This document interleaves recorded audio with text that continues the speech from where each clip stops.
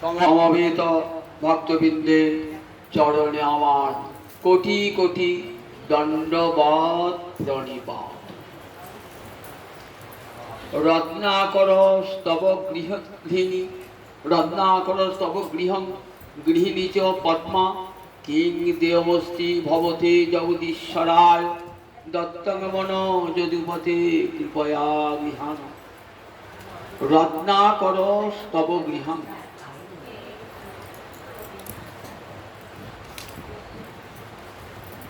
হে গোবিন্দ, তুমি যেখানে থাকো, রত্নাকর স্তব গৃহ, তুমি যেখানে থাকো গোলকে বৈকুণ্ঠে বৃন্দাবনে, সেটি হলো রত্নের আকর ভূমি। আকর কাকে বলে? খনি, যেখান থেকে সোনা রূপা উৎপত্তি হয়। তা বৃন্দাবনের প্রতিটি ধূলিকণা কোটি কোটি রত্ন প্রসব করতে পারে। তাই রত্নাকর স্তব গৃহ, তুমি যে গোলকে বৈকুণ্ঠে বৃন্দাবনে থাকো, সেটি রত্নের আকর ভূমি। গৃহিণী চ পদ্মা, আবার তোমাকে সেবা করছেন কে?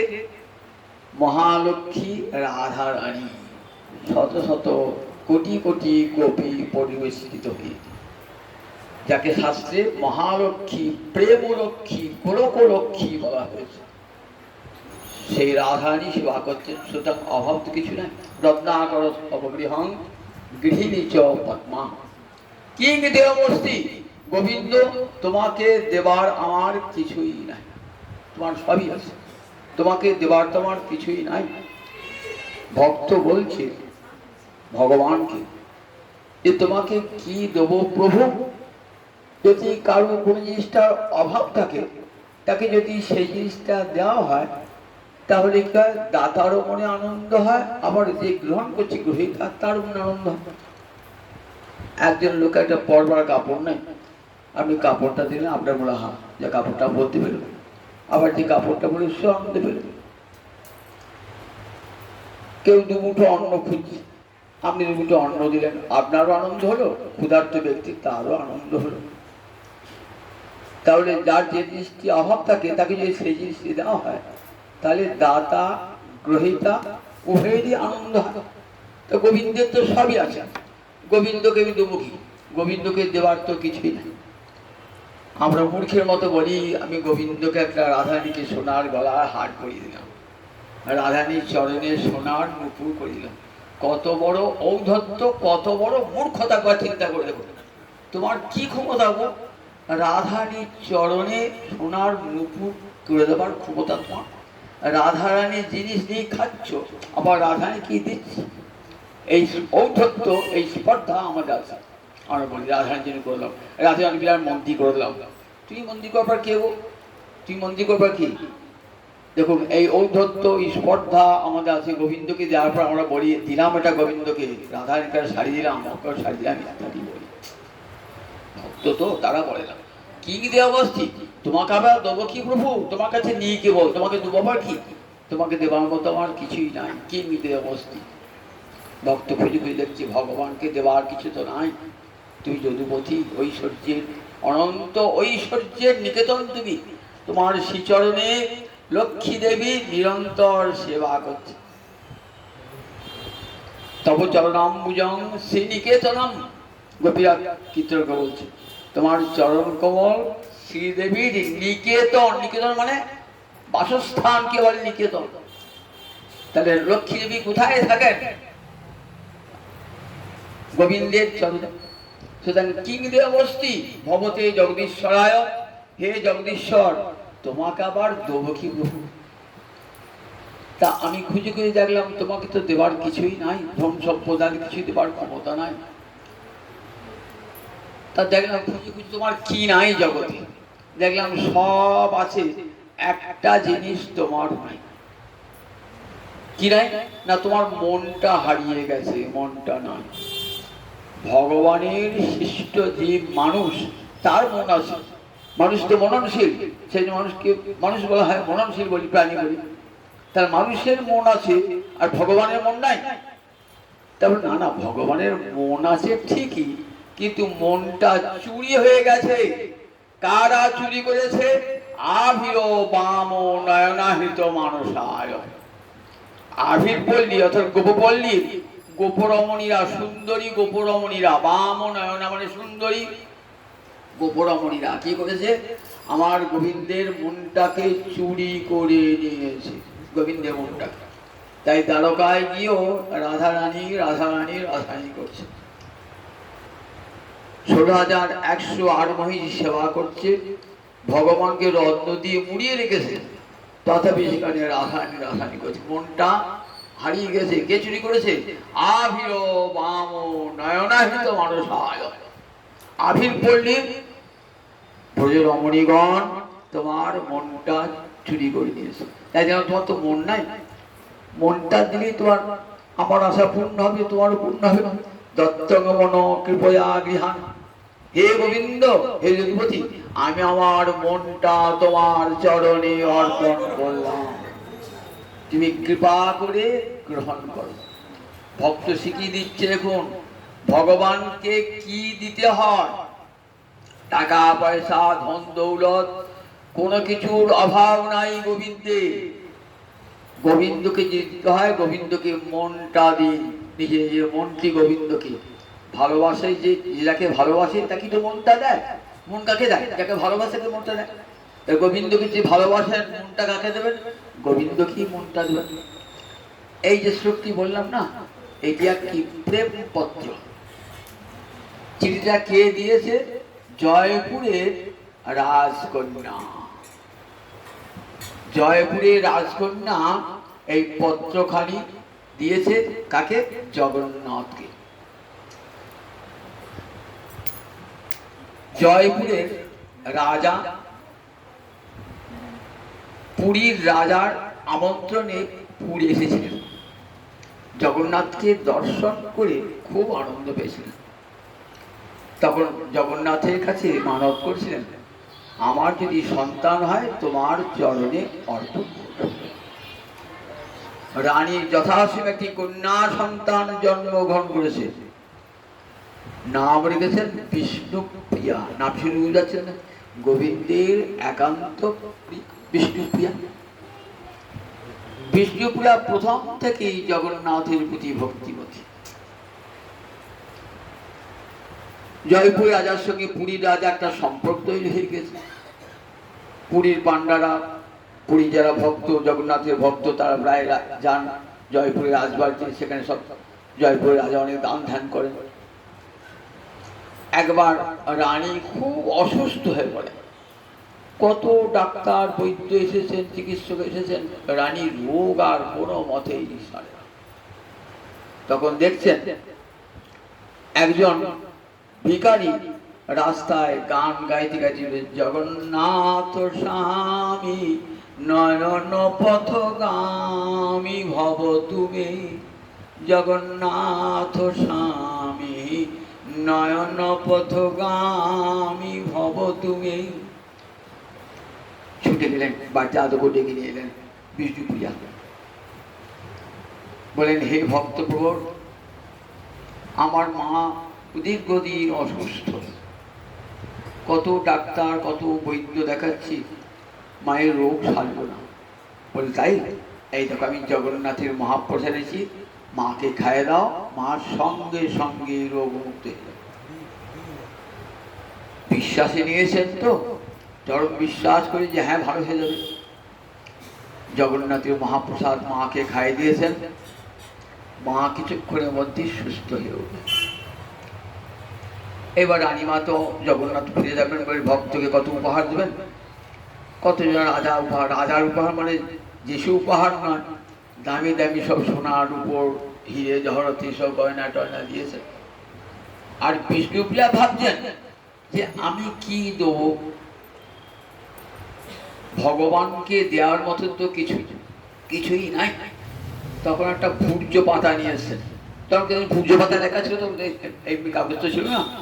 ভূর্য পাতায় লিখছেন, রত্নাকরস্তব গৃহং গৃহিণী চ পদ্মা কিং দেয়মস্তি ভবতি জগদীশ্বর দত্তঙ্গমন যদুপতি কৃপয়া বিহান। এইটি লিখে একটা দামি কৌটোর মধ্যে ভরে দিয়েছেন সেই ভক্তকে, বললেন আপনি এটা নিয়ে গিয়ে জগন্নাথকে দেবেন। পুরীর পান্ডাটি জয়পুর থেকে বেরিয়ে এসে ভাবছে নিশ্চয় কোনো দামি জিনিস দিয়ে থাকবে, দেখি খুঁজে। কৌটোটি খুলে দেখছেন একটা ভূর্জপত্রে ওই শ্লোকটি লেখা, আর কিছুই নাই। রত্নাকরস্তব গৃহং গৃহিণী চ পদ্মা কিং দেবস্তি ভবতি জগদীশ্বরায় আভিরবাম নয়নাহৃত মানসায় দত্তগমন যদুপতি কৃপয়া ধ্যান। এই কাগজটা আবার কি দাম আছে, ছুঁড়ে ফেলে দিয়েছেন। ছুঁড়ে ফেলে দিয়েছেন, চলে এসছেন। এসে যা রানীরা মরনার যা উপহার দিয়েছেন। রাত্রিবেলায় স্বপ্ন দেখছেন যে দেখ তুই আমাকে চিঠটা ছুঁড়ে ফেলে দিলি, তো দেখ সকালে উঠে দেখবি চিঠিটা আমার গলায় আছে, তুই যখন ফেলে দিলি না আমি কুড়িয়ে নিয়েছি তখন চিঠিটা, জানিস তো কুড়িয়ে নিয়েছি। দেখ সবচেয়ে দামি উপহার ওই বিষ্ণু প্রিয়ার উপহার, সে আমাকে দিয়েছে, তার মনটা দিয়েছে। সকাল উঠে পান্ডা দেখছেন যে জগন্নাথের কণ্ঠে দুলছে ওই পত্রটি। রাস্তায় ফেলে দিয়েছে, জগন্নাথ কুড়িয়ে নিয়ে এসছেন, এসে গলায় পড়েছেন ওই ভূর্জপত্রে। তাই দেখুন ভগবানকে ভালোবাসতে গেলে সর্বাগ্রে মনটা দান করতে হয়। এই মানব জন্ম সফল হয়, গোবিন্দ সেবায় সফল হয়। 11টি ইন্দ্রিয় ভগবান দিয়েছেন কি জন্যে? সংসার সেবা করবার জন্য নয়, গোবিন্দ সেবা করবার জন্য এই ইন্দ্রিয় দান হয়েছে। বেদের মস্তক শ্রুতি মুন্ডক শ্রুতি বলছেন দাস উপর্ণা সজুজা সখায়া সমানং বৃক্ষং পরিশস্য জাতি তয়োরণ্য বিপ্লং সাধুত্তি অনষ্টান অন্য অভিচাকশীতি সমানে বৃক্ষে পুরুষ নিমগ্ন অনিশয়া শোচতি মুচ্যমান জুষ্টং যদা পশ্যতি অন্নমীশং অশ্য মহিমানম ইতি বিতশোক। মুন্ডক শ্রুতি উপনিষদ, উপনিষদকে কি বলা হয়? বেদের মস্তক শ্রুতি মৌলি, বেদের মাথার উপর রয়েছেন ব্রাহ্মণ সংহিতা আর উপনিষদ। এই উপনিষদকে বলে বেদের মস্তক শ্রুতি। সেখানে মুন্ডক ঋষি বলছেন, কি বলছেন?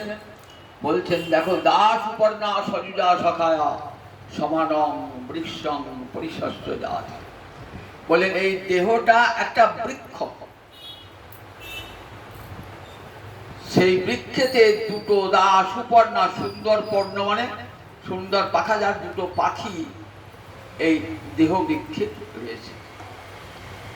তারা সমান যোগ্যতা সম্পন্ন এবং পরস্পর পরস্পরের বন্ধু। দাস উপর্ণা সমানং বৃক্ষং পরিশস্য, একই দেহ বৃক্ষকে আলিঙ্গন করেছে। দেহটাকে বৃক্ষের সঙ্গে তুলনা করলেন কেন?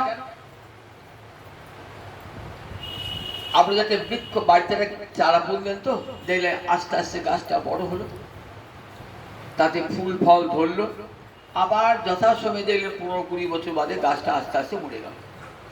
একটা জিনিস লক্ষ্য করবার, যে গাছটার 6টা ভাব বিকার দেখলাম। প্রথম গাছটা অঙ্কুর থেকে জন্মালো, জন্মানোর পর তার অস্তিত্ব হলো, একটু একটু করে বাড়লো, বাড়তে বাড়তে দেখা গেল গাছটার বয়স হয়ে গেছে, আর বাড়ছে না, তেমন ফুল ফল আর দিচ্ছে না। তারপরে কি হবে বললেন, তখন বিকৃত, তারপরে অপক্ষীয়তে দেখছেন আর ডালপালাগুলো খুশি খুশি পড়ছে, পাতাগুলো ঝুলছে পড়ছে। তারপর দেখলেন যে গাছটা ন্যাড়া হয়ে গেছে, আর পাতা ফুল ফল কিছু পড়ে গেছে। বলে আমাদের দেহটা ঠিক এইরকম, জায়তে অস্তি বর্ধতে বিপরিণমতে অপক্ষীয়তে বিনশ্যতি। 6টা ভাব বিকার এই দেহটার আছে। জায়তে মানে জন্মায়,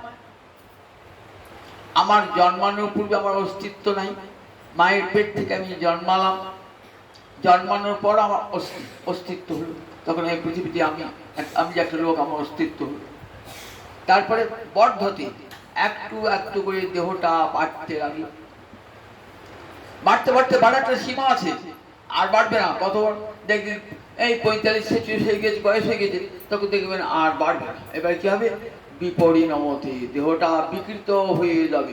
যৌবনের রূপ লাবণ্য শত চেষ্টা করেও ধরে রাখতে পারবেন না। এবার বিকার হচ্ছে, দেহটা বিকার হচ্ছে বিপরিণামতে। তারপরে কি হবে? অপক্ষীয়তে, ক্ষয় শুরু হবে। কিরকম? চোখে দেখতে পাচ্ছেন না, কানে শুনতে পাচ্ছেন না, পায়ে চলতে পাচ্ছেন না, এইসব দেহের ভিতরেও কলকবজা নষ্ট হচ্ছে, বাইরেও হচ্ছে, অপক্ষীয়ত।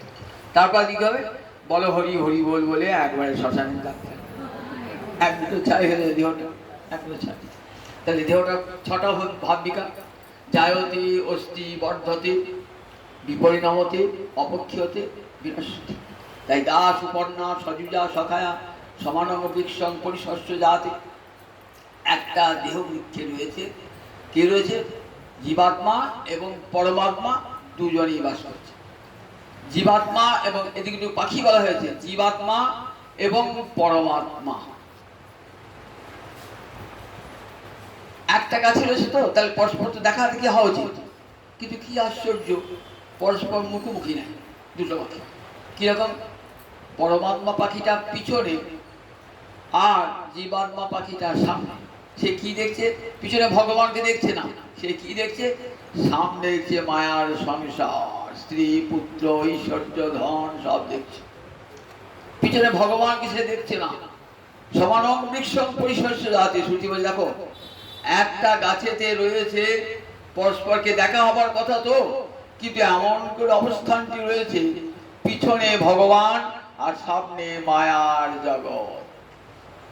মায়া জাদুকর, জাদুকরি কেমন দেখাচ্ছে জগৎকে, দেখ এই দেখ, সংসার নিবি, স্ত্রী পাবি, পুত্র পাবি, ঘর পাবি, বাড়ি পাবি, টাকা পাবি, যশ পাবি। এবার জীবাত্মা প্রলুব্ধ হয়ে ছুটে আসে, ছুটে এসে কি করছে? এই দেখ, আমি একটা দেহ দিলাম, এই দেহটা ঢোক, তার সব অসংখ্য দেহ সৃষ্টি করেছে। দেখ, এই দেখ, এই যে পশুর দেহ, এই যে কীটের দেহ, এটা পাখির দেহ, এই দেখ বানরের দেহ, এইটা মানুষের দেহ। আপনি দেখছেন কোন দেহটায় ঢুকলে পরে সবচেয়ে বেশি ভোগ হয়? দেখলেন একমাত্র মনুষ্য দেহটায় ঢুকলে সব বেশি ভোগ হয়। কিন্তু কর্মফল ভোগ হবে না, দেহ ধারণ না করে তো কর্মফল ভোগ হবে না। ওই ঢোকাটাও কিন্তু নিজের ইচ্ছায় নয়, কর্মফলে জীব ঢুকবে, হয় পশুর দেহে, নয় পাখির দেহে, নয় কীটের দেহে, নয় মানুষের দেহে। সেই দেহটাকে কি বলা হয় বলুন দেখি? ব্রহ্মপুর। মনে থাকবে কি বলে? ব্রহ্মপুর। অর্থাৎ পুর মানে কি? নগর বা নগরী যেখানে থাকে লোকে, পরব্রহ্ম থাকেন এই দেহপুরে, এই দেহটার নাম ব্রহ্মপুর। জীবাত্মাকে কি বলে? পুরুষ। কেন? পুরীতে শয়ন করেন বলে, পূর্যাং সেতে। এই পুরীতে শয়ন করে আছে বলে জীবাত্মাকে নাম পুরুষ। জীবাত্মা বলতে নারীও বোঝায়, পুরুষও বোঝায়। জীবাত্মা, এই জীবাত্মাকে পুরুষ বলে। এই পুরীতে যে শয়ন করে আছে, পুরীতে শয়ন করছে, এইকে বোঝাবার জন্য না শ্রীমদ ভাগবত একটা গল্প শুনিয়েছে। সেই গল্পটা সবাই পরিষ্কার বুঝতে পারবেন নিশ্চিত। একদিন দেবর্ষি নারদ যথেচ্ছ ভোগ করতে পারত, তো হরিগুণগান করতে করতে রাজা প্রাচীন বড়ি তার কাছে গিয়ে উপস্থিত। দেখছেন রাজা যজ্ঞ করছে, আর এত যজ্ঞে পশু বলি করছে না, পশু রক্তে যজ্ঞের বেদিটা ভেসে যাচ্ছে।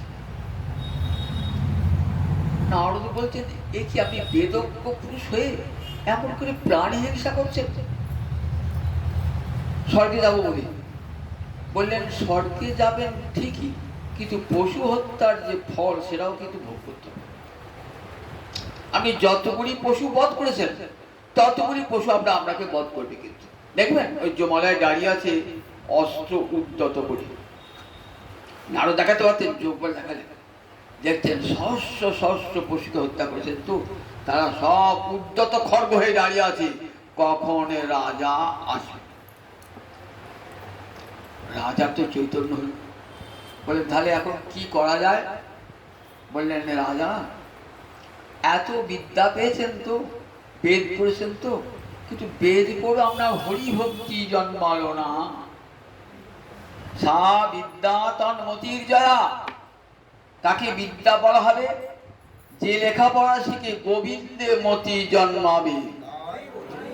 সেই বিদ্যার ফল জানি নিশ্চয়, কৃষ্ণপাদ পদ্মে জ্যোতি চিত্তবৃত্তি রয়। কে বলছেন? কলির ব্যাসাবতার বৃন্দাবন দাস ঠাকুর। সেই বিদ্যার ফল জানি নিশ্চয়, কৃষ্ণপাদ পদ্মে জ্যোতি চিত্তবৃত্তি রয়। তা আপনার বেদ শিক্ষা কি হয়েছে? কিসে? চারি বেদ সরদর্শন পড়িয়াছে যেই জন, সে জ্যোতি গৌরাঙ্গ নাহি ভজে। বৃথা তারি অধ্যয়ন লোচন বিহীন জন, অন্ধের দর্পণে কিবা কাজে। চারটে বেদ পড়েছে, 6টা দর্শন পড়েছে, কিন্তু গৌরহরি কি রাধামাধব কি জানে না। বললেন তার শাস্ত্র পড়ে কি লাভ? অন্ধ ব্যক্তির কাছে দর্পণ আয়না নামিয়ে দেওয়া হয়, তার কোনো কাজে লাগবে? কাজে আপনার কাছে শাস্ত্রের কোনো মূল্যই নাই। কিন্তু বেদ বিদ্যা দুই কিছু নাহি জানত, সে যদি গৌরাঙ্গ করে সার।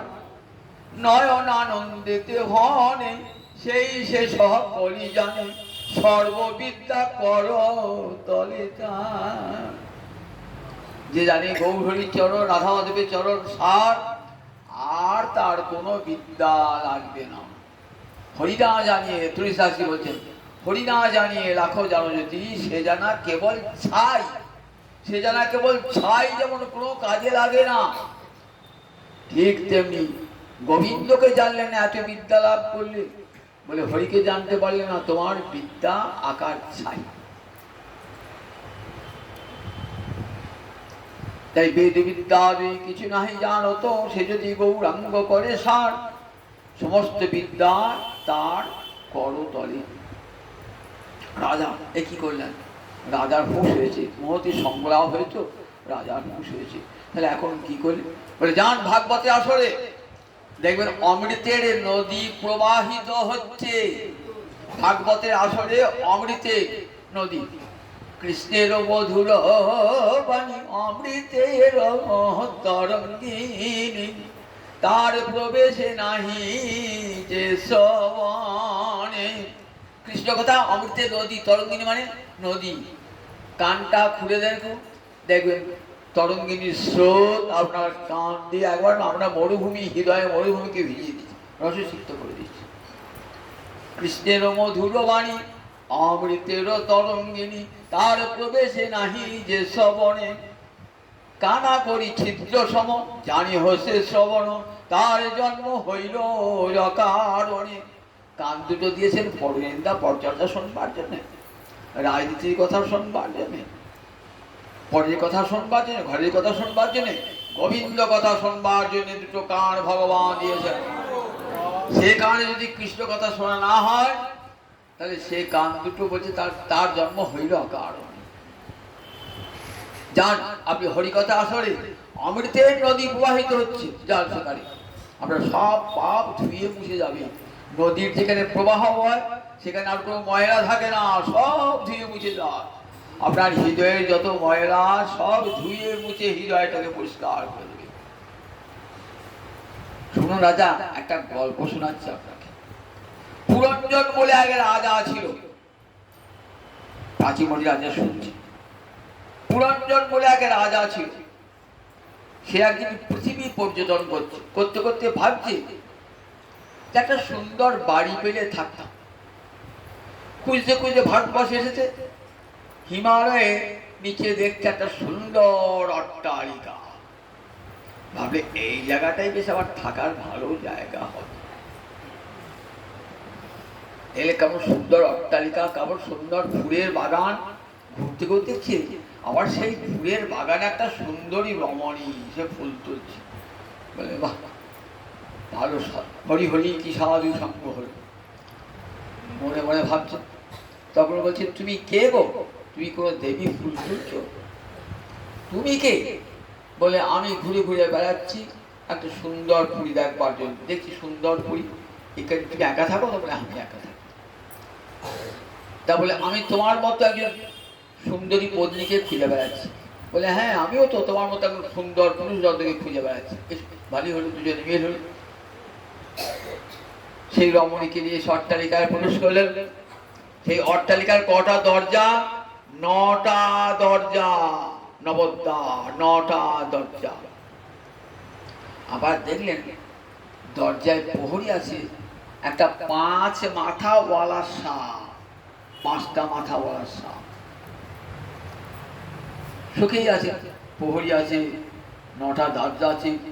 সেই রানী, সেই মহিলা রমণীর সঙ্গে তাকে পরিগ্রহ করে সুখে থাকলেন।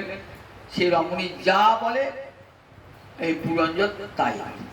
সুন্দর রমণী তো যা বলে, উঠতে বললে উঠে, বসতে বললে বসে। এমনি করে হাসিতে আনন্দে খেলার জীবনটা কাটতে কাটতে কাটতে কাটতে একটা সময় এলো যে আর হাসি খেলা সব বন্ধ হয়ে গেল। দেখছেন শত্রু এসে আমার নগরীটা একটু একটু করে ভাঙছে। শত্রু এসে ভাঙতে ভাঙতে ভাঙতে ভাঙতে একদিন নগরীটা একবার ভেঙে শেষ করে দিল। তখন পুরঞ্জন কোথায় যাবো ভাবছে। তখন ভাবছি অন্য একটা কোথায় যাওয়া যায়, কিন্তু সে যা পাপ করেছে তার জন্য বহুদিন নরকে ভোগ করে আবার সে একটা রমণী দেহ প্রাপ্ত। এই রমণী দেহ প্রাপ্তটাই তার জীবনে সার্থকতা এনে দিল। তার বিবাহ হলো এক রাজপুত্রের সঙ্গে, সাধু রাজপুত্র, হরিভক্ত রাজপুত্রের সঙ্গে সাধু সঙ্গ লাভ করে সেই পুরঞ্জন আবার ভগবানের সাক্ষাৎ। এইকে কাহিনীটা বলার পর বলছেন, শোনো রাজা, এই পুরঞ্জন বলে কোনো রাজা ছিল না। এটা আমি আপনাকে আপনাকে বোঝাবার জন্য, তত্ত্ব বোঝাবার জন্য। এটা একটা রূপক। রূপক মানে যার বাইরে একটা অর্থ থাকে আর ভিতরে একটা অর্থ থাকে, তাকে বলে রূপক। বাইরের অর্থটা বোঝাবার জন্য রাজার উদাহরণ দিলাম, কিন্তু ভিতরের অর্থটা শুনবেন রাজা। পুরঞ্জন আর কেউ নয়, আমাদের জীবাত্মাই হলো পুরঞ্জন। কেন তার নাম পুরঞ্জন হলো?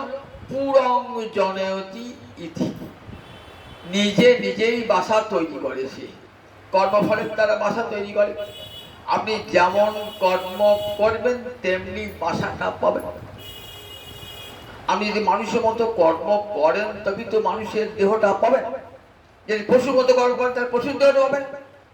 দেখেন না, সরকার কি করে, তার কর্মচারীদের জন্য বাসস্থান নির্মাণ করে দেয়। বাসস্থানগুলি সবগুলো কিন্তু এক রকমের নয়, 3-4 রকমের থাকে। কেন? কর্মচারী 3-4 রকম আছে। প্রথম শ্রেণী, দ্বিতীয় শ্রেণী, তৃতীয় শ্রেণী, চতুর্থ শ্রেণী। তা চতুর্থ শ্রেণী কর্মচারীর যে ঘরটা, সেটা তো নিশ্চয়ই প্রথম শ্রেণী কর্মচারীর মতো হবে না।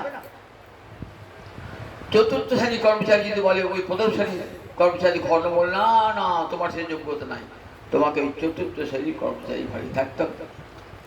তাহলে আপনার যোগ্যতা অনুযায়ী, তাহলে আপনি যেমন কর্ম করেছেন তেমনি আপনার এই পুটটা হবে, দেহটা হবে। যদি মানুষের মতো কর্ম করে থাকেন তাহলে আবার মানুষের দেহ হবে। যদি পশুর মতো কর্ম করে থাকেন তাহলে পশুর মতো মানুষ যে দেহটা পায় আপন কর্ম ফলে।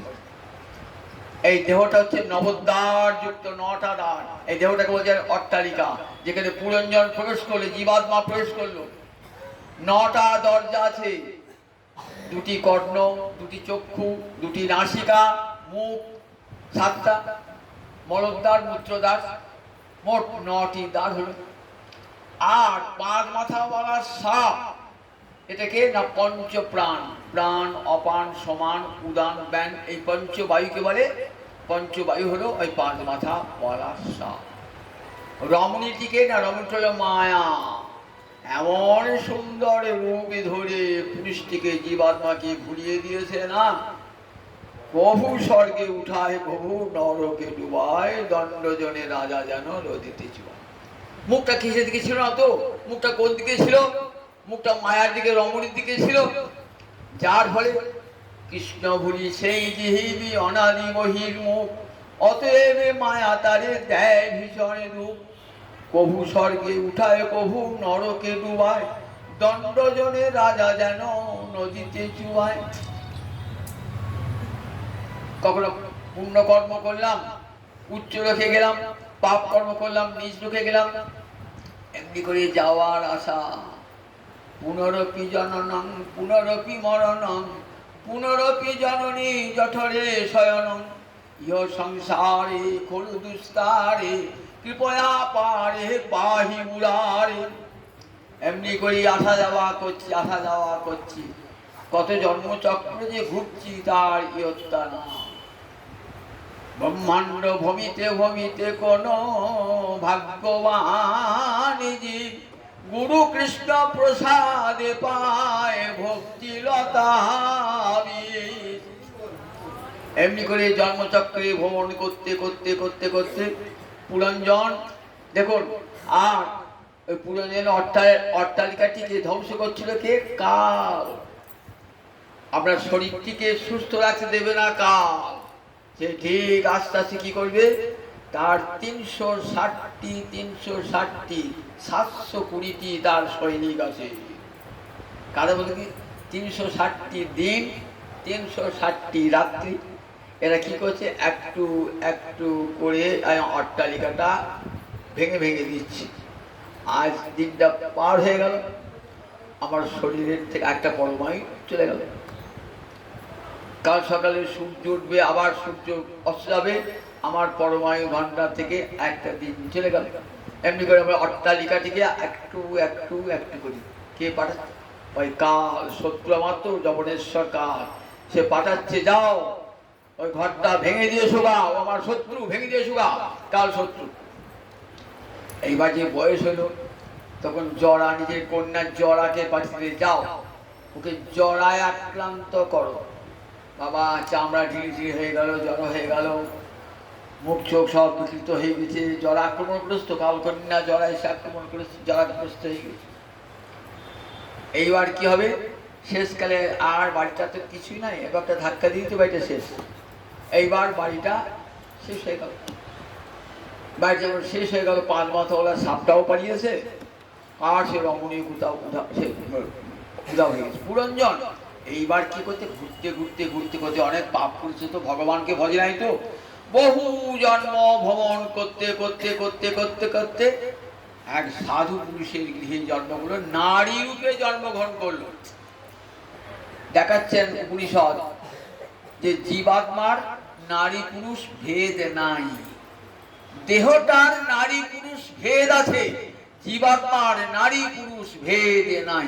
মনে থাকবে, দেহটার নারী পুরুষ ভেদ আছে, জীবাত্মার নারী পুরুষ ভেদ নাই। কখনো সে পুরুষ, কখনো সে নারী, কখনো সে দেবতা, কখনো সে মানব। এইবার একটা রমণী, এক রাজকন্যা হয়ে জন্মালো, বিদর্ভ রাজকন্যা। বিদর্ভ রাজা কিন্তু পরম হরিভক্ত রাজা। সেই গৃহেতে রাধা গোবিন্দের সেবা হয় নিরন্তর। ছোটবেলা থেকে দেখছি তো মেয়ে, তাই গোবিন্দ দর্শন করে করে একটা সংস্কার তৈরি হয়ে গেছে। এইবার রাজা বিয়ে দিলেন, দেখলে আমার মেয়ে পরমা ভক্তিমতী, সুতরাং তার বিয়ে দিতে হবে কেমন ঘরে না, ঠিক ভক্তিমান রাজপুত্রের সঙ্গে বিয়ে। যথাসময়ে ভক্তিমান রাজপুত্রের সঙ্গে বিয়ে হলো, সাধু সঙ্গ হয়ে গেল। ব্রহ্মাণ্ড ভমিতে ভমিতে কোন ভাগ্যবান জীব, গুরু কৃষ্ণ প্রসাদে পায় ভক্তি লতা। এই যে সাধু সঙ্গ হয়ে গেল, সাধু সঙ্গ সর্বশাস্ত্রে কয়, যার এক লম মাত্র কৃষ্ণ ভক্তি হয়। সাধু সঙ্গের এমন মহান ফল না, আপনার হৃদয়ে কৃষ্ণ ভক্তি ছিল না, সাধু সঙ্গের প্রভাবে কৃষ্ণ ভক্তি লাভ হয়ে গেল। গোবিন্দ দর্শন করলেও কৃষ্ণ ভক্তি হবে না যদি সাধু সঙ্গ লাভ না হয়। গঙ্গার পরশৈলে পশ্চাতে পাবন, দর্শনে পবিত্র করো এই তোমার গুণ। সাধু দর্শন মাত্রে পবিত্র করে দেয়, দর্শন মাত্র। যাহারে দেখিলে মুখে আইসে কৃষ্ণ নাম, তাহারে জানিবে তুমি বৈষ্ণব প্রধান। যাকে দেখলি হরি বলতে ইচ্ছে হবে, যাকে দেখলি কৃষ্ণ বলতে ইচ্ছে হবে, জানবেন এই সাধু, সজাতি আশয় সাধু। তার সঙ্গ যখনই করবেন না, তখনই জীবনটা পরিবর্তন হয়ে যাবে। সংসার ক্ষয়, সংসার ক্ষয়। কখন সংসার ক্ষয়? যখন যেই সাধু সঙ্গ হলো, তখন জানবে আমার সংসার ক্ষয় হতে আরম্ভ করেছে। বিষয়ী ব্যক্তি সঙ্গ করে কি হবে? সংসার আরো বাড়বে, সংসারে জ্বালা যন্ত্রণার বেশি করে বাড়বে। গীতা পড়েছেন তো, ধ্যায় তো ভীষণ পুংস সঙ্গতে শুভজায়তে সংঘাত সঞ্জায়তে কাম কামাৎ ক্রোধ বিজায়তে ক্রোধাৎ ভবতি সম্মোহ সম্মোহাৎ স্মৃতি বিভ্রম স্মৃতি ভংসাৎ বুদ্ধিনাশ বুদ্ধিনাশাৎ পুনঃস্মৃতি। অর্জুনকে বলছেন, অর্জুন বিষয় চিন্তা করলে কি হয়? ওই পুনঃস্মৃতি একবার শেষ হয়ে যাবে, সব বুদ্ধি বিবেক মান সম্মান সব শেষ হয়ে যাবে। আর আমাকে হয়ে কি হয়? মা মনুষ্যচিত্তং মজ্জীব প্রকৃতি আছে। আমাকে ভজনা কি হলে কি হয় যেন? আমাকেই চিত্তটা বিলীন হয়ে যায়। যারা আমাকে ভজনা করে তারা কোথায় যায়? মদ ভক্তা জানতি মামপি। আমার ভক্ত আর কোথাও যায় না, জমালয় হিমালয়ে কোথাও যায় না। আমাকে যারা সেবা করেছে, আমার নাম যারা করে, যমরাজার ক্ষমতা নাই তার অঙ্গ স্পর্শ করি। কোন কৃষ্ণ ভক্তের অঙ্গ স্পর্শ করবার ক্ষমতা যমরাজার নাই। কোথায় যায়? গীতা। তাহলে গীতা মিথ্যা হয়ে যায়। মদ ভক্তা জানতি মামপি। আমার ভক্ত আমার কাছেই চলে আসে, তাকে বিষ্ণু দুধকে নিয়ে আসে। আর যমদূত কাকে নেবে? বলে যার মুখে কোনোদিন হরি কথা নাই, যে কোনোদিন হরি কথা কানে শ্রবণ করে না, তান আরাধ্যম অসত অকৃত বিষ্ণু কীর্তন, তাদেরকে নিয়ে আসবে। যমরাজা আদেশ করলেন, দেখবেন ভাগবতের ষষ্ঠ স্কন্ধে অজামিল বাক্যানি যমরাজা বলে দিচ্ছেন তার দূতগণকে কাদের নিয়ে আসবে? যাদের চিত্ত গোবিন্দে অর্পিত হয় নাই, যাদের মুখে একদিনও হরিনাম উচ্চারিত হয় নাই, তান অনর্ধম অসত অকৃত বিষ্ণু কীর্তন, সেই অসৎজনকে নিয়ে আসবে। যারা এমন সুন্দর দুর্লভ মানব জন্ম পেয়েও একবার হা গোবিন্দ হা গৌর বলল, সারাটা জীবন বিষয়ে সেবায় কাটিয়ে দিল, তার তান অনর্ধম, তাদেরকে নিয়ে আসবে আমার কাছে। তাহলে কৃষ্ণ ভক্তকে স্পর্শ করবার ক্ষমতা জমের নাই। কোন কৃষ্ণ ভক্ত জমালয়ে যান নাই। আজ আমার যে দিদির সাধ্যবাসের পাঠ করতে এসেছি, দিদি কোথায় গিয়েছেন? সারা জীবন রাধা মাধবের সেবা করেছেন, ছোটবেলায় গৌর হরির সেবা করেছেন, দেখেছেন তো সারা জীবন সেবা হয়েছে। কোথায় গিয়েছেন? প্রেত লোকে নয়, যম লোকে নয়, একবারে রাধা মাধবের চরণে গোলকে বৈকুণ্ঠে তার গতি হয়েছে। গোলকে বৈকুণ্ঠে বসে বসে পাঠটি শুনতেন। এখানে যখন আমি পাঠ করতাম, এসে বসে বসে পাঠটি শুনতেন। আমার বাড়ির মেয়ে আবার কোন ঘরের বউ দেখো, দুদিকে ভগবানের এমন কৃপা, ওদিকে গৌর হরির সেবা, এদিকে রাধা মাধবের সেবা। ভক্তিরস্ত তার রক্তে রক্তে শিরায় শিরায়। তাই কোথায় গেলেন? ওই গোবিন্দ লোকে কৃষ্ণ লোকে সাবিষ্ট ধামে চলে গিয়েছেন তিনি। তাই কৃষ্ণ ভক্ত কখনো জমালয়ে যায় না, হিমালয়ে যায় না, নরকে যায় না। একবার তাহলে গীতা মিথ্যা হয়ে যায়। আব্রহ্ম ভুবনাল লোকা পুনরাবর্তিন অর্জুন মা মুপেত্রু কৌন্তেয় পুনর্জন্ম অবিদ্যাতে। আব্রহ্ম ভুবনাল লোকা, ব্রহ্মলোক পরিধান কেন? অনেক পুণ্য করে আবার ফিরে আসতে হবে। গোবিন্দ পাদ পদ্মে গেলে আর ফিরে আসা যায় না, গোবিন্দ চলে যায়। জানতি মজ্জাজিন বিমাম, আমার ভক্ত আমার কাছেই আসে। দেখুন, এইবার সেই রাজকুমারী বিয়ে হয়েছে এক রাজপুত্রের সঙ্গে। ভক্ত রাজা রাজকর্ম শাসন সব করেন বটে, কিন্তু মনটা গোবিন্দ চরণে। ওই যে সবই মহারাজ অংশের মতন, সবই মনো কৃষ্ণ পদারবিন্দ। আমরা বলি না, সংসারে এত কাজ, মনটা দেবো কি করে? ছেলে আছে, বউ আছে, তুই তো বলছো ঠাকুরকে মন দিচ্ছে, কোথায় মন দেবো? সংসার নাই। তাহলে আমাদের একটা ছোট্ট সংসার, 4-5টা লোক নিয়ে, আর মহারাজ অম্বরীশ গোটা ভারতবর্ষ নিয়ে এলো। তাহলে মনটা কেমন করে দিল গো? মনটা ভগবানকে কেমন দিল? সংসারে সব কাজ করো, মনটা ভগবানকে দেওয়া যায়? দেওয়া যায় না? দেওয়া যায়। মনটা শয়নে গৌর স্বপনে গৌর, আমার গৌর নয়ন তারা। আমার জীবনে গৌর মরণে গৌর, আমার গৌর বলার হারান। কে বলছেন? নরহরি সরকার ঠাকুর, মহাপ্রভুর পার্ষদ, যিনি ব্রজের মধুমতি সখী নরহরি সরকার রূপে শ্রীখণ্ডে এসেছেন। নরহরি সরকার কে? মধুমতি সখী, ব্রজের রাধা রানীর সখী। তিনি বলছে আমার শয়নে গৌর স্বপনে গৌর, আমার গৌর নয়ন তারা, আমার জীবনে গৌর মরণে গৌর, আমার গৌর বলার হারান। তাই রাজা এরকম,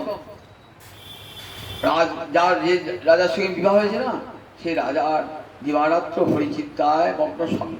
রাজ ঐশ্বর্য গোবিন্দের বলে আমি তোমার পুজেনি প্রভু, নরানাঞ্চ নরাধিপম। রাজাকে কি বলা হয়? গোবিন্দের অংশ বলা হয়, গোবিন্দের বিভূতি বলা হয়। তার গোবিন্দের আদেশে রাজ্য শাসন করেন, গোবিন্দের আদেশ শাসন করেন। কিন্তু মূর্তি গোবিন্দ, তারই সঙ্গে বিয়ে হয়েছে। এই পুরঞ্জন নারী জন্ম পেয়ে, কন্যা জন্ম পেয়ে তার সঙ্গে বিবাহিত হয়েছে। সাধু শঙ্কর স্বামী যেমন, আর স্ত্রী দেখুন এই স্বামী সঙ্গ পেয়ে মনটি কেমন হলো। মনটি একবারে গোবিন্দ পাদ পদ্মে মন লগ্ন করে স্বামী স্ত্রী যুগলে একসঙ্গে ভজন করেন। এইবার রাজা ভাবলেন আর সংসার নয়, এইবার চলে যাবো নির্জনে, বানপ্রস্থ অবলম্বন করিয়া কেবল হা গৌর হা গোবিন্দ বলে কীর্তন করবো, হা গোবিন্দ বলে জীবনটা কাটিয়ে দেবো সারাজন করে চলে গেলেন। এই করতে করতে একদিন সমস্ত মন গোবিন্দ পাদ পদ্মে লগ্ন করে চলে গেলেন ইষ্টধামে। রানী তখন কাঁদছেন, রাজা চলে গেল, আমি কেমন করে থাকবো?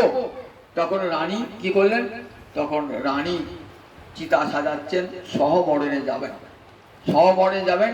ঠিক এমন সময়ে ওই পুরনো বন্ধু এসে হাজির। এই যে বললাম দেহ বৃক্ষে রয়েছে দুটো পাখি, তারা বন্ধু, জীবাত্মা আর পরমাত্মা বন্ধু। তো সেই বন্ধু এসে হাজির, বলছেন কাঁদছো কেন? স্বামী মারা গেছে। কে তোমার স্বামী? কে তোমার পুত্র? কোথায় তোমার সংসার? তুমি তো আমারই সখা, তুমি আমাকে ভুলে মায়ার মোহে মুগ্ধ হয়ে রমণীর প্রেমে পড়ে কি করলে? নিজের জীবনটাকে ছাড়খাড় করে কত দুঃখ কত বেদনা ভোগ করলে। সাধু সঙ্গ পেয়ে এইবার দেখো মনটা আমার দিকে হয়েছে বলি আমি তোমার কাছে এলাম। এসো, যদি জীবনে সুখ পেতে চাও, দেখো ওই স্ত্রী পুত্র অর্থবিত্ত যশে কোনো সুখ নাই। ভূমৈব সুখম অন্যাল্পে সুখমস্তি।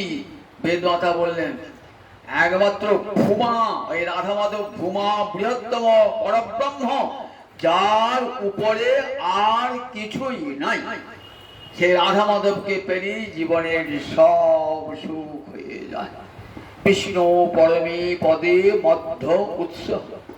শ্রুতি বেদমাতা উচ্চকণ্ঠে বললেন যে তুমি সুখ পূজ্য, তো সুখ পূজ্য বটে, কিন্তু সুখের পথটা চেনো না। তুমি ভাবছো তারপরে গ্রহ করবো, অর্থ উপার্জন করবো, চাকরিতে পদোন্নতি করব, বাড়ি করব, ঘর করব, এতেই বোধহয় সুখ। এই সুখটা তোমার কতদিন থাকবে? রাজার যে রাজ্যপাট যেন নাটুয়ার নাট, কদিন থাকে, কদিন সুখ ভোগ করবে। এই জন্য রাজা হলে পরের জন্মে দরিদ্র পূজা হয়ে জন্মাবে। তাহলে সুখটা তোমার কতদিন থাকবে? যদি অনন্ত সুখের অধিকারী হতে চাও, তাহলে মুখটা গোবিন্দ চরণ অরবিন্দের, চির সুখে সুখী হবে, কোনদিন দুঃখ তোমাকে আক্রমণ করতে পারবে না। এই মুখটা জীবের ঘুরিয়ে দেয় কে? সাধু গুরু বৈষ্ণব এসে জীবনে ঘুরতে ঘুরতে ঘুরতে ঘুরতে সাধু সঙ্গ হয়ে যায়। সেই সাধু সঙ্গে যিনি মহত্তম সাধু, তার কাছে কান পিতে দীক্ষা গ্রহণ করি, বলে আমাকে সুখের পথ দেখা। অর্জুন যেমন বলছেন কোনটা শ্রেয় আমাকে বল প্রভু, জানি না, যুদ্ধ করা না যুদ্ধ না করা। ভগবান তখন কৃপা করে কত কত কথা বললেন, 18টা অধ্যায় ধরি। শেষকালে কি বলছেন অর্জুন, তোমার মোহ গেল? গোবিন্দ বলছেন মোহ গেছে তো, কত মোহ তোমার। এরা আমার আত্মীয়, এরা আমার স্বজন, এরা আমার গুরু, এরা আমার শ্যালক, এরা আমার সম্বন্ধী। বুঝেছো? এরা কারা কারা বুঝেছো? সব মায়ার চর। কারোর সঙ্গে তোমার কোনো সম্পর্ক না, আমার সঙ্গে একমাত্র চিরজীবনের সম্পর্ক। অর্জুন যখন উপলব্ধি করলেন গুরুকৃপা হয়েছে, গুরুকৃপা হয়েছে, নষ্ট মোহ স্মৃতিলব্ধা, সবশেষ কথা, আমার মোহ দূর হয়ে গেল, আমি স্মৃতি ফিরে পেয়েছি। গত সন্দেহ, আমার সব সন্দেহ দূর হয়ে গেছে। করিষ্যে বচনং তব, তুমি যা বলবে তাই করব, ঠিক তো? তাহলে সর্বধর্মান পরিত্যজ্য মামেকং শরণং ব্রজ অহং তাং সর্বপাপেভ্য মোক্ষয়িষ্যামি মা শুচঃ। তাহলে সর্বধর্ম বর্ণাশ্রমাদি ধর্ম পরিত্যাগ করে একমাত্র আমার চরণে আশ্রয় গ্রহণ করো। সমস্ত মঙ্গলের ভার আমার, তোমার সমস্ত অমঙ্গল দূর করার ভার আমার। আমার চরণে এসো, সমস্ত অমঙ্গল দূর হয়ে যাবে। পুরঞ্জনের কাছে যখন পুরঞ্জনের সামনে বললেন, দুষ্টঙ্গে যদা পশ্যতি অন্য মিশন অশ্য মহিমানম ইতিবিদ শোকম, তখন ভগবানকে দর্শন করি, পরমাত্মাকে দর্শন করি, জীবাত্মা পুরঞ্জন আপন স্বরূপের উপলব্ধি করতে পারলো। আমি তো আর কেউ নাই, আমি রামস্বামী যদুমধু কেউ নাই, আমি গোবিন্দের দাস, চিরকালের দাস, সেটা ভুলেছি বলি এত কষ্ট। গুরুদেব কৃপা করে কানে মন্ত্র দিয়ে কি করেন, আমার স্বরূপটাকে জাগিয়ে দেন। তুমি কেউ নও, তুমি ব্রাহ্মণ নও, শূদ্র নও, ক্ষত্রিয় নও, নারী নও, পুরুষ নও, তুমি গোবিন্দের চিরকালের দাস। অহং নিত্যং হরের দাস, আমি চিরকালের শ্রী হরির দাস। হরির সেবা ছেড়েছ, তাই দুঃখ কষ্ট পেয়েছ। আবার যদি সমস্ত ইন্দ্র দিয়ে গোবিন্দ সেবা করবে, চিরসুখ তোমার করায়ত্ত হয়ে যাবে। জয় জয় জয়। তাই মার্গুল্য মানব জন্ম ভগবানের দান, এই জীবনটি যেন ব্যর্থ না হয় বিষয় সেবায়। বিষয় হল সর্বতোষায়, বিষয় তো সব জায়গাতেই আছে, কিন্তু কীট হলো বিষয় ভোগ হয়। মানব দেহ বিষয় ভোগের জন্য নয়, গোবিন্দ সেবার জন্যে সমস্ত ইন্দ্র গোবিন্দ সেবায় নিযুক্ত করে তার সেবা করব। আজ যার প্রাণ বছরে আমরা উপস্থিত হয়েছি, আপনারা সবাই তাকে চিনতেন। ওখানে এই বাড়ির সেবিকা ছিলেন, রাধা মাধবের সেবিকা ছিলেন, গৌরাঙ্গ বাড়ি তার পিতৃগৃহ, এখানে তার শ্বশুর গৃহ। সারা জীবন রাধা মাধবের সেবা করেছেন। তার বিদেহী আত্মা রাধা গোবিন্দের চরণে চলে গেছেন। তিনি আমাদের থেকে আশীর্বাদ করে আমাদের তার মতন গতি হয়ে যায়, রাধা গোবিন্দের চরণে যেন যায়। জয় নিতাই, জয় নিতাই, জয় নিতাই। কি বই আছে, ও দেখো সবে শ্রী রাধা মাধবে,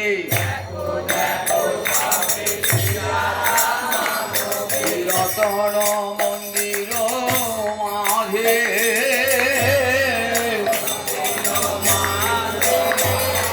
রতন মন্দির মাঝে, আবার নবঘন ঘটা যিনি অঙ্গ ছটা, নবঘন ঘটা যিনি অঙ্গ ছটা,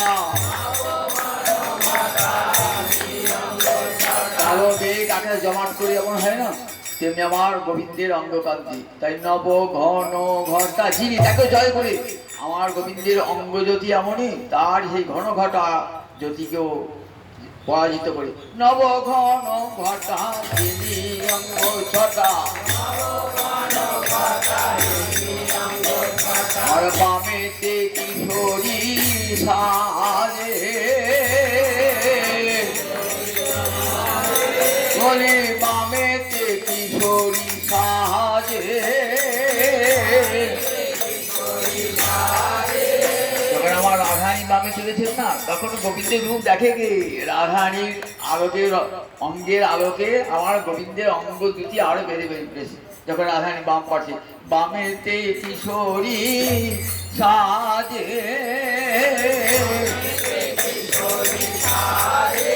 আবার বদনকারী কেমন, নীলপদ্ম যিনি চন্দ্রমুখ খানি, একবার তাকিয়ে দেখুন, পদ্ম যিনি চন্দ্রমুখ, নীলপদ্ম যিনি চন্দ্রমুখ খানি, নয়ন খঞ্জন ফাঁদ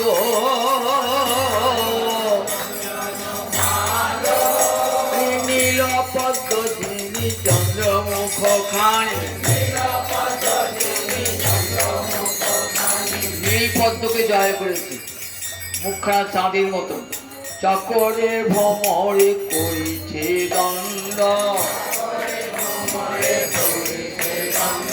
চকরে ভ্রমরে করিছে দণ্ড চকর বলিছে চাঁদি উঠেছে ভ্রমর বলিছে কমল ফুটেছে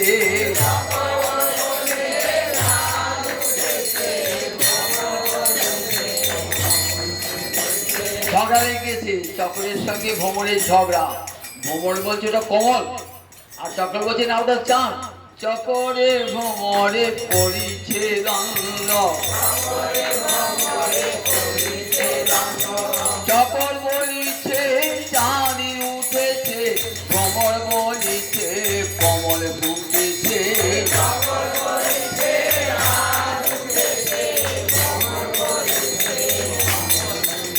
আমার রাধা মাধবের বদন কমলে হেরি চকরে ভ্রমরে করিছে রাধা মাধবের বদন চকরে ভ্রমরে এই পদ্ম যিনি চন্দ্রমুখ খানি নয়ন খঞ্জন পাদ নয়ন খঞ্জন পাদ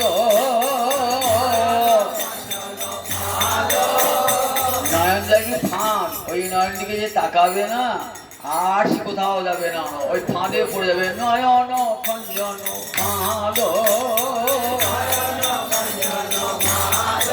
আবার বামে সে টানিয়া বেঁধেছে চূড়াটি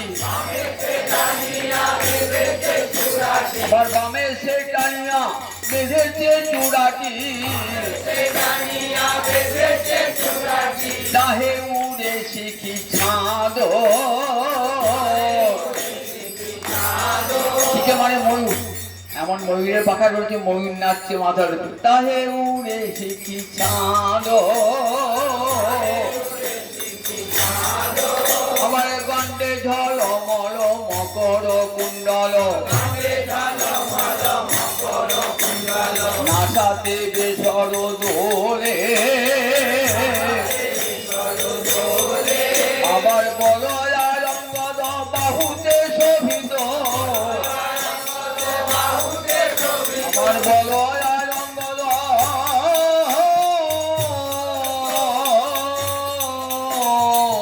বলয়ার অঙ্গদ বাহুতে শোভিত ওই মালতীর মালা গড়ে কত গরবে করে তুলছে মালা কৃষ্ণ কণ্ঠ ওরে আলা কত গরবে করে তুলছে মালা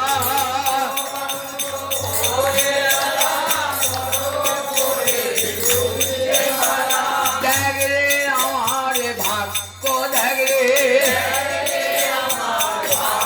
কত গরবে করে বলছে মালা দেখ রে আমার ভাগ্য দেখ রে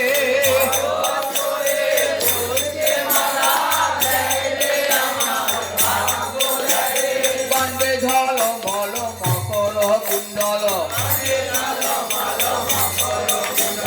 নাসাতে বেসর দোলে আমার বলয়ার অঙ্গদ বাহুতে শোভিত মালতীর মালা গড়ে আবার মুরলীর উপরে কত শোভা করে ওই মুরলীর উপরে কত শোভা করে সহদর্শন চাঁদ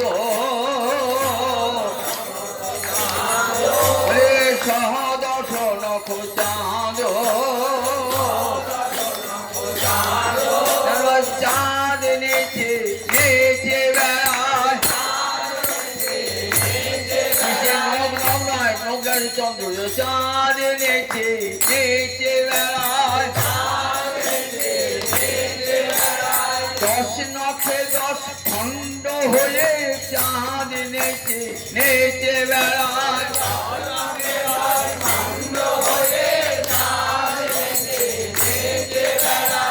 মুরলীর রন্ধে রন্ধে চাঁদ নেচে নেচে বেড়ায়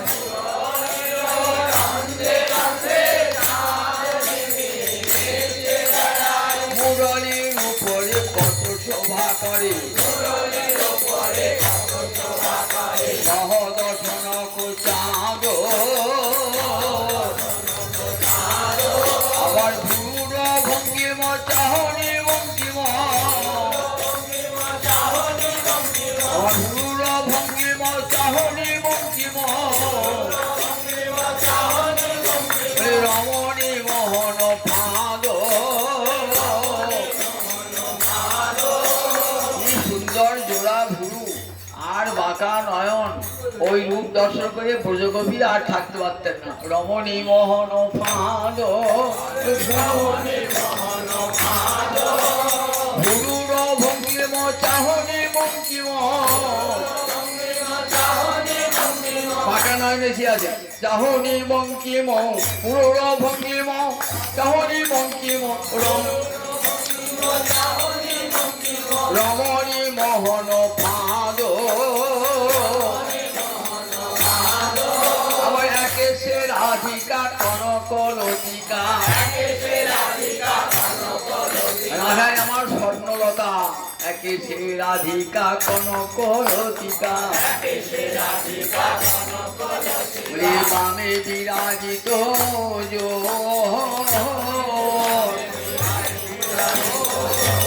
বামে বিরাজিত ওই যুগল চরণ ভজের রাত্রি দিন ওই যুগল চরণ ভজের রাত্রি দিন গোসাই প্রেমানন্দ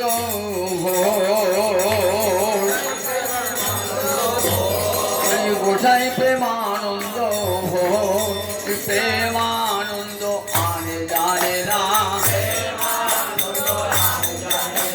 রাধা মাধবের চরণ সারা প্রেমানন্দ আনে জানে না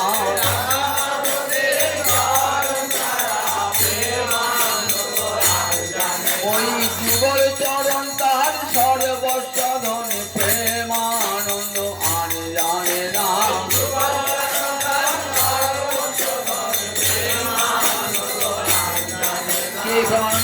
নিতাই চাঁদের নাতি নিতাই চাঁদের নাতি নিতাই চাঁদের কন্যার নাম কি গৌরবর্গা গঙ্গা গঙ্গার ছেলে প্রেমানন্দ তাই নিতাই চাঁদ কি হয় নাতি তার সেবা রাধা মাধবের সেবা জানেন তো কত প্রাচীন ঠাকুর রাধা মাধব বলে নিতাই চাঁদের নাতি ঠাকুর তার যারা বংশ পরম্পরায় তারাই রাধা মাধবের সেবা সৌভাগ্য লাভ করে যুগল চরণ ভজন রাত্র দিন গোসাই প্রেমানন্দ ভোগ